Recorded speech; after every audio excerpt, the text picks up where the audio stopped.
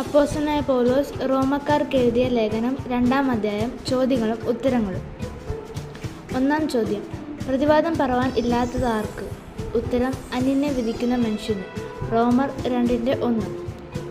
2-ാം ചോദ്യം: അന്യനെ വിധിക്കുന്നവൻ ആരെ കുറ്റം വിധിക്കുന്നു? ഉത്തരം: നീ നിന്നെ തന്നെ, അല്ലെങ്കിൽ തന്നെത്താൻ. റോമർ 2:1. 3-ാം ചോദ്യം: ആരുടെ വിധിയാണ് സത്യാനുസരണം ആയുള്ളത്? ഉത്തരം: ദൈവത്തിൻ്റെ.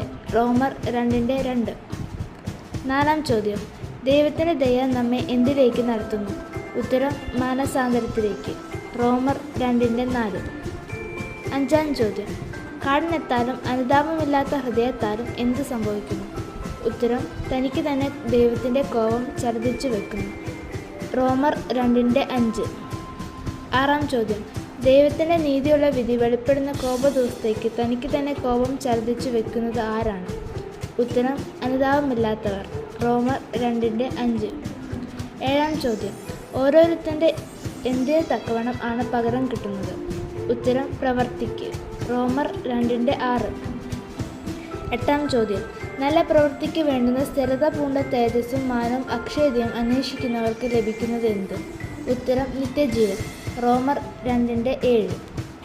9-ാം ചോദ്യം: ശാഠ്യം പൂണ്ട് സത്യമനുസരിക്കാതെ അനീതി അനുസരിക്കുന്നവർക്ക് കിട്ടുന്നത് എന്ത്? ഉത്തരം: കോപവും ക്രോധവും. റോമർ 2:8. 10-ാം ചോദ്യം: തിന്മ പ്രവർത്തിക്കുന്ന ഏത് മനുഷ്യാത്മാവിനും എന്തു വരും?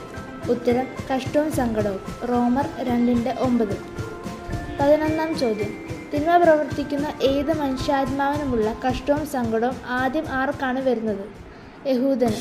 റോമർ 2:9. 12-ാം ചോദ്യം: നന്മ പ്രവർത്തിക്കുന്നവർക്ക് എന്ത് ലഭിക്കും? ഉത്തരം: മഹത്വവും മാനവും സമാധാനവും. റോമർ 2:10. 13-ാം ചോദ്യം: നന്മ പ്രവർത്തിക്കുന്നവർക്കുള്ള മഹത്വവും മാനവും സമാധാനവും യഹൂദന് ശേഷം ലഭിക്കുന്നത് ആർക്കാണ്? യവനന്. റോമർ 2:10. 14-ാം ചോദ്യം: ദൈവത്തിൻ്റെ പക്കൽ മുഖപക്ഷമില്ലല്ലോ എന്ന് പറഞ്ഞതാര്? ഉത്തരം: പൗലോസ്. റോമർ 2:11. 15-ാം ചോദ്യം: മുഖപക്ഷം ഇല്ലാത്തത് ആർക്കാണ്? ഉത്തരം: ദൈവത്തിന്. റോമർ 2:11.